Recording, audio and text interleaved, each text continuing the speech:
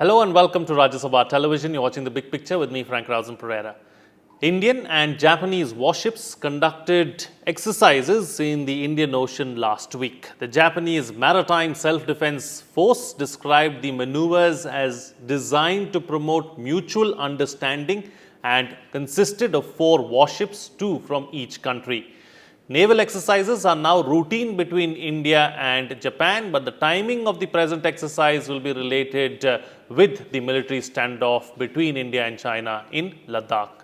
The Indian Navy training vessels INS Rana and INS Kulush were joined by the Japanese Navy's JS Kashima and JS Shimayuki. The Japanese embassy in New Delhi said this was the 15th such exercise in 3 years. The Japanese Navy has become one of the principal partners of the Indian Navy. Indian naval ships take part in the exercise both bilaterally in their with their Japanese counterparts, as part of the Malabar Exercises, which include the United States. On this edition of The Big Picture, we will analyze Indo-Japan naval exercises and bilateral ties. Joining me on the program today are Vice Admiral Shekhar Sinha, retired defense and strategic expert; Vishnu Prakash, former ambassador; and Rajendra Harshe, foreign affairs expert. Thank you to all my guests for joining me on this edition of The Big Picture. Ambassador, let me begin the program with you first. Your thoughts on the naval exercises, the most recent one between Japan and India. There have been, of course, 15 is what the Japanese embassy in New Delhi has said over the last 3 years. So this is yet another one. It takes me down the memory lane. I was posted in Japan when we went nuclear, and Japan was at the forefront to criticize India. Prime Minister Hashimoto was ready to take the matter to the UN. Fast forward 22 years, the relationship has been transformed, and the security dimension of the relationship particularly so. The fact that Japan and India have almost a common outlook on the security challenges in the region really helps. Both the countries have difficulties with China, which has tried to intimidate Japan, has been trying to do the same to India, covets Japanese territory, covets Indian territory. And that is one of the factors, besides the fact that we are responsible members of the UN United Nations. We have a commonality of interest. We are also G4 countries, which are aspirants for permanent membership of UN Security Council. And may I add that in May last year, Japan and India had joined the United States and Philippines in conducting exercises in the South China Sea. And Japan is a regular participant in the Malabar Exercises. We have mill-to-mill exercises, we have Coast Guard exercises, we have Air Force exercises. So this is one dimension of the relationship which we are very happy about, and this is, I think, indicative of how like-minded countries can work together. Okay, we'll come back to like-minded countries coming back, working together, and how that's going to be going forward. But, Admiral, let me come across to you now. So, the ambassador brought up the Malabar Exercises. I too referred to the Malabar Exercises in my opening remarks. Malabar Exercises seem to be the most popular of the exercises between India and Japan, of course, and there's the United States as well. But, what is the level of cooperation, understanding really, and also, relationship as far as Indo-Japan maritime, domain is concerned, and naval exercises on the whole are concerned? The ambassador has very rightly mentioned the convergence in the last 22 years. So it is a question of convergence of strategic outlook. And as he said that, there is a common threat to be countered by both these countries, and by and large by themselves. But this is important because there is nobody in the close vicinity. Americans will be there. But it's quite possible that Americans may not be there after 4 or 5 years. Australia is there, but Australia may not be there after 4 or 5 years. If you look at the proximity, these are the two countries who can come to help the country. Now, why are they having a separate exercise? Because our Indo-Japan bilateral exercises are very old. The only thing which I would imagine now that Japan has to be worked up to the level to get to the complexities of the exercise Malabar, particularly in the anti-submarine warfare field, and the maritime patrol aircraft exchanging data from their ships and their maritime operation center. So it is a question of interoperability which helps you in passing the data and taking some action and wherever the ships have been deployed. So we have a very robust MDA and Japan is also part of it. So this robust MDA data exchange and DA passing the data, they have very large number of P3C Orions.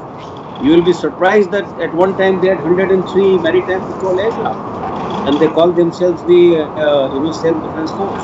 So they have a very large number of the navy is quite big. Just that they were not permitted to act in offensive role. The time has come now.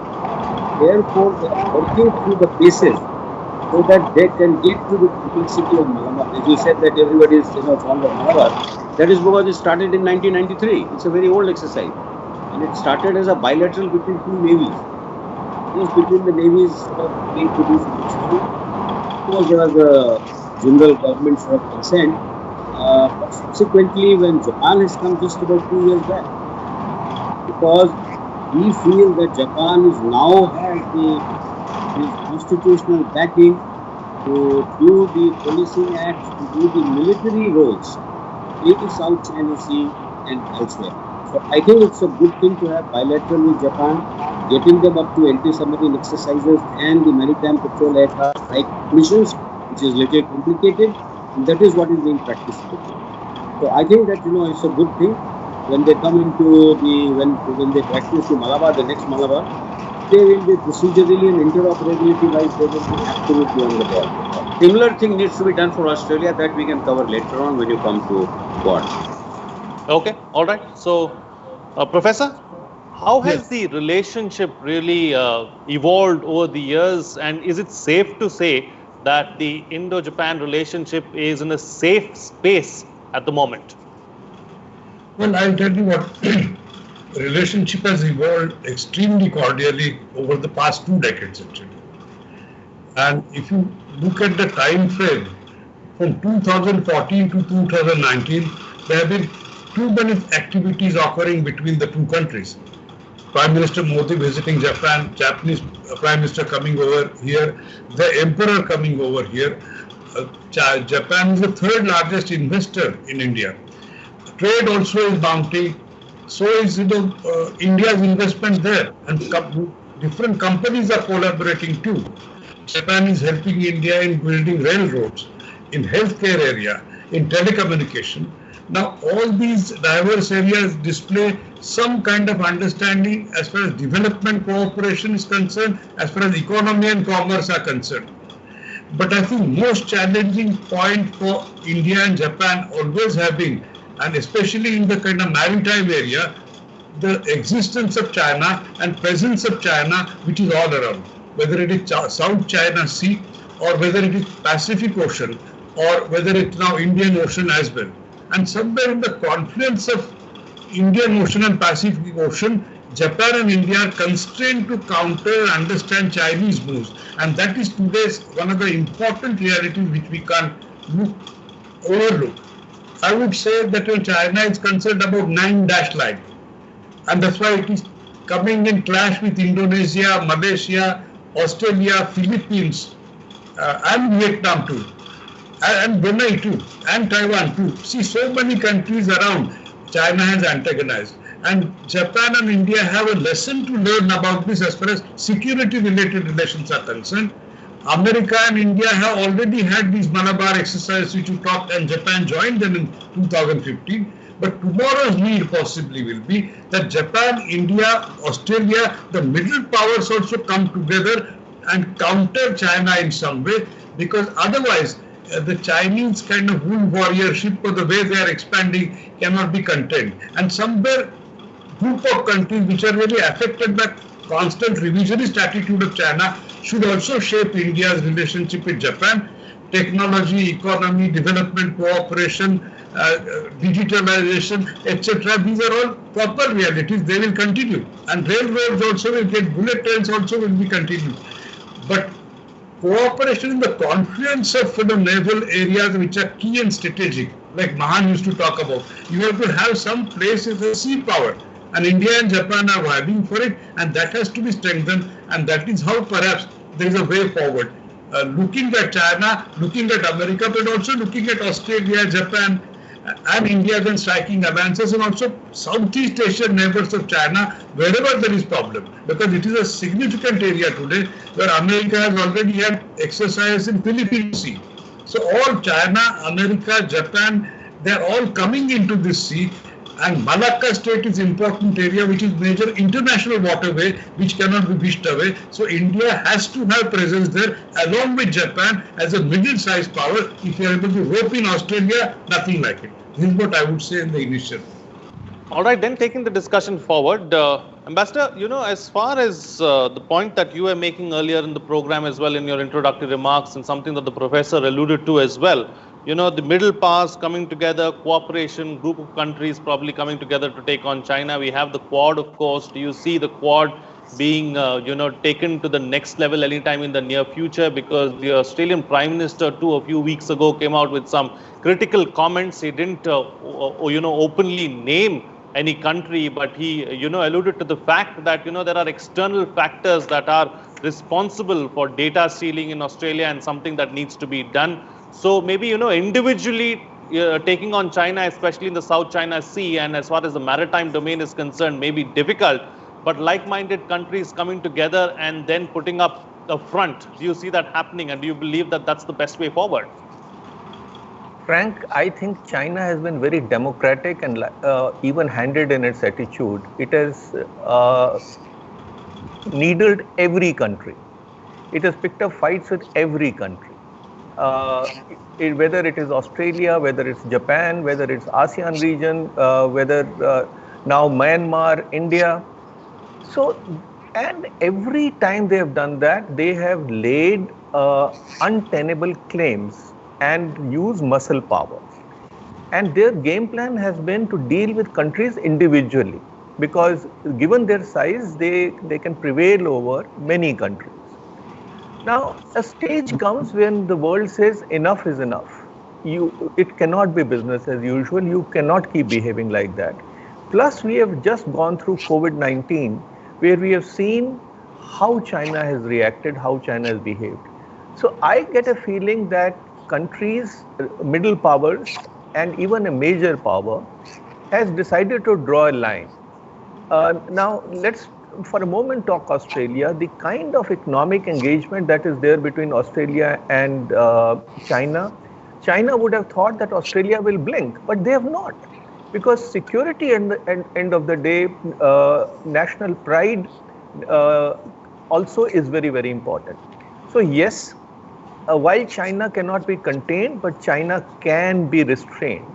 And the way to restrain China is for like-minded countries, middle powers, whatever you call it, speaking in one voice. Because even if we take the decisions individually, will not have the same impact as a collective decision. Suppose 10 like-minded countries or middle powers plus major powers come together, which is quite likely, and tell China that, look, this behavior is unacceptable. Take a joint decision to ban Huawei and ZTE, other decisions. I think it will have an impact. And whether it's the Quad format, Quad is, thanks to China. Quad is now dropping its hesitation, Quad countries, and realizing that, there is no way forward but to work together. So I think we are at crossroads, and China has overplayed its hand.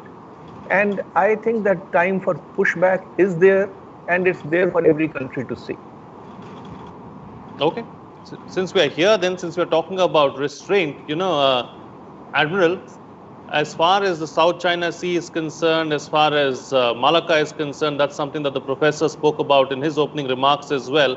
How concerned is Beijing really as far as, like-minded countries coming together and restraining it is concerned, and how concerned is China about its Malacca dilemma?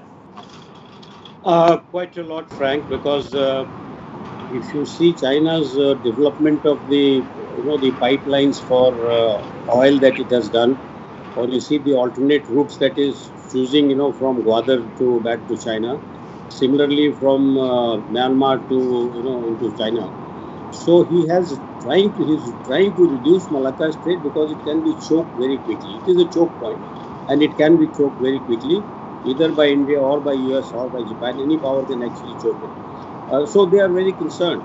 We have done a study which indicates that no matter how many pipelines does China put across on the land, till about 2053, more than 50% of his oil will still be traversing on the sea on the Indian Ocean region. So he is very vulnerable in this area. You mentioned about Quad.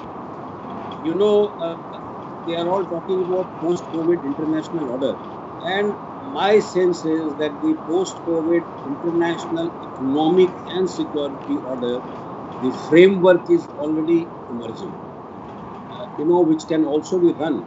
We had asked this question to the Australian Prime Minister once, that do you mean that you're looking at a gathering of these nations of like-minded countries, which can do without US and in other sense it can do without China? He said, yeah, that's the whole idea, and that is where the middle parts gain so much of strength.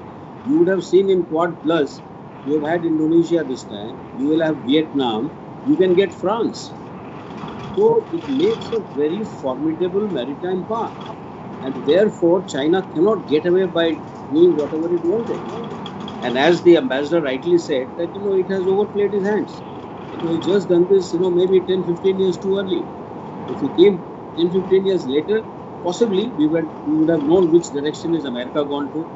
We would have strengthened our own partnership, or maybe thanks to China that we are strengthening our partnership that much earlier. That's exactly what Ambassador was trying to mention.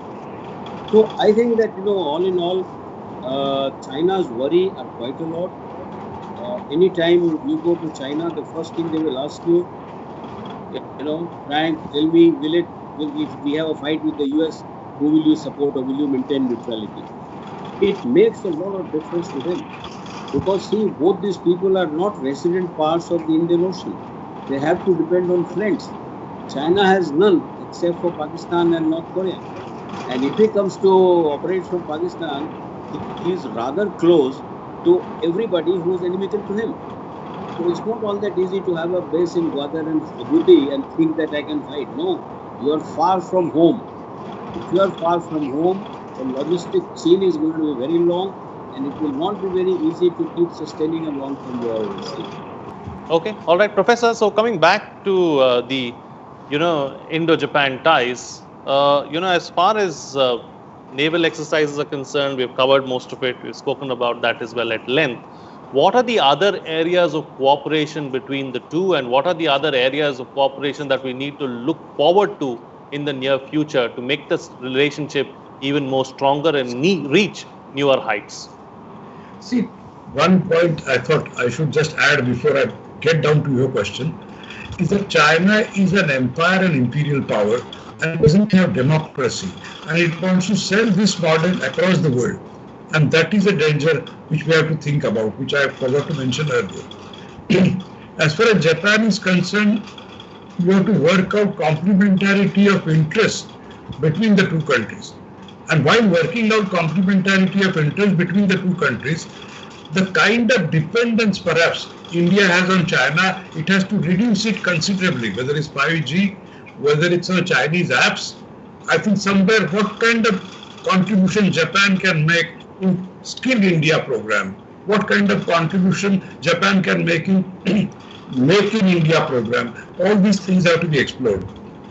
Similarly, there are ways and ways you can add to trade, and trade already is growing, but compared to United States and China, India-Japan trade is not as much as it ought to be. So somewhere we have to work out again complementary areas where things can be sorted out. What is required, where India has comparative advantage, where Japan has comparative advantage. All these things have to work out. Japan primarily is there in automobile industry in India, and they are successful in that part of it. They are also there in pharmaceuticals, and they are again successful in that area.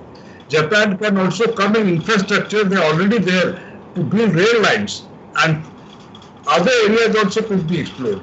But somewhere it can't be just unilateral flow from Japan. How Indian companies can go into Japan and function there, how Indian investments will be kind of rewarded with dividends in Japan.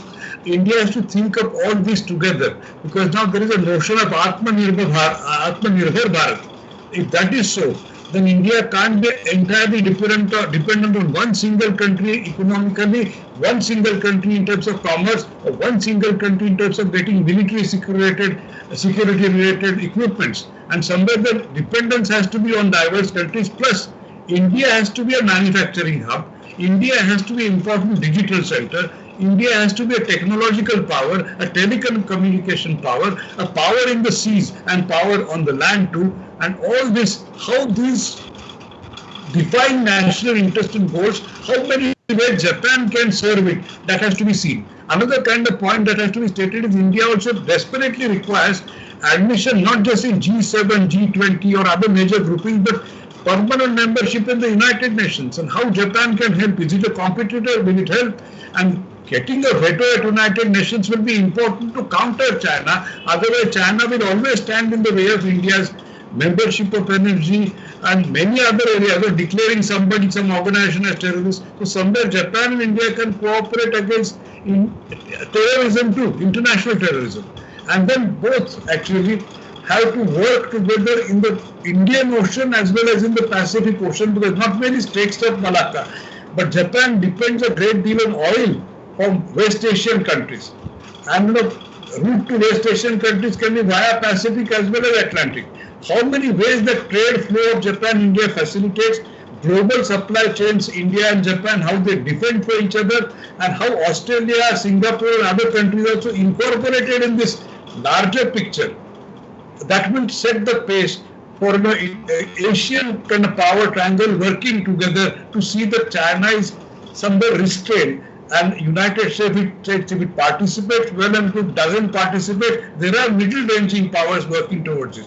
So there are many areas that sum up the economy, commerce, technology, digital questions, information revolution, infrastructure, and that can go on. And this is possible, the cooperation. Whatever I said, it's a range of possibility to work out short-term and long-term goals and work it out at different levels.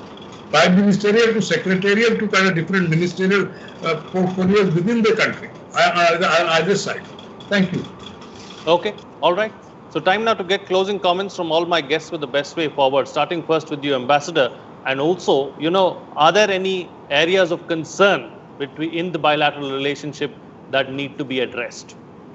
Yes, there is one concern in China, in Japan, about the opening up of the Indian economy, because they see a lot of potential, and yet they are a little disappointed that we have been slow in opening up the economy. The genuine second phase of economic reforms have yet to be ushered in. Also, that we pulled out of RCEP was something which was a disappointment to Japan. They were very keen, for good reasons of their own, and also as a well-wisher of India, that we should join RCEP. That said, there are very few countries with which we have such a convergence of interest as Japan. Proof of that is that since August 2000, when Prime Minister Modi visited India, there have been a number of changes there have been a number of prime ministers in Japan, and there have been a number of administrations in Japan and in India. And under each administration, the relationship has blossomed, has grown. And it has grown because there is a convergence of interests, and there are very few things which divide us. Both sides have been heavily invested in this relationship. Last point, in the high-tech sector, in the IT sector, to harness the gains of fourth industrial revolution, and in terms of defense platforms, this is another area where India and Japan can and should be collaborating, which will be in common interest. Frank? Okay, all right. Admiral, as far as technology sharing is concerned, on the defense side of things, Japan, we all know, has got very advanced technology. Submarine technology also is really stellar as far as Japan is concerned. So, what is the level of technology sharing, and how can we improve it? Frank, if I said that Japan is a hesitant country as far as the defense equation is concerned, because they have a severe opposition from the people within Japan, the citizen, that Japan should not become too active on the front of defense. I mean, don't become very offensive. But with the change of the guard, now we got a longest serving Prime Minister Shinzo Abe, and the constitutional provisions have been made. As of last week, the Defense Minister of Japan made a statement that we are cancelling the contract for our air defense missiles, which are meant to intercept the missile if they are fired from China. He said that sounds very defensive. He has said in the press conference, this sounds very defensive. Instead, we will buy deep penetration strike aircraft. We will not wait for their missile to come, but I will hit first. So I can see that the whole approach, I mean, they are political people. The whole political approach, the narrative is slowly changing in the direction of offense is the best defense.